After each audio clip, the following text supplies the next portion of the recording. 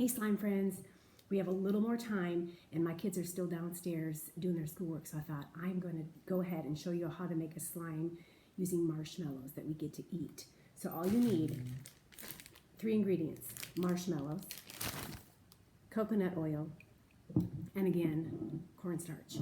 So I have already heated up my marshmallows. So all you're going to do is put 3.5 cups of marshmallows in the microwave, and they really kind of puff up. Then you're going to add 2 tablespoons of coconut oil. Whoops, there's 1. And here's my second one. Stir that up. That looks good. Smells good too. And then I'm going to put my cornstarch in. 1/2 cup. Now you want a little extra for dusting the table because you're going to pour this on your table and kind of play around with it on the table. So whoops, whoa, you see that shooting everywhere?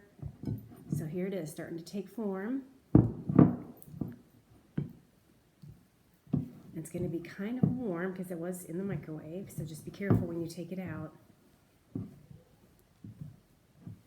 Okay, so I'm going to dust my little area here. Whoops, might be a little too much, just so it doesn't stick to the table. And then I'm going to take this big, this is going to be kind of hard to do. Okay, here, I'm going to do this one-handed, but here it is. Now you can add food coloring to this too, if you want, or you can just keep it white.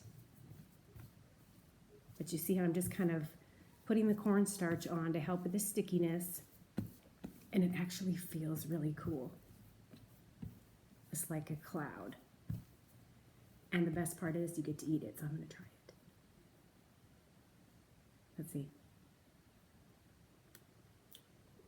Oh yeah, that's good. You'll like that.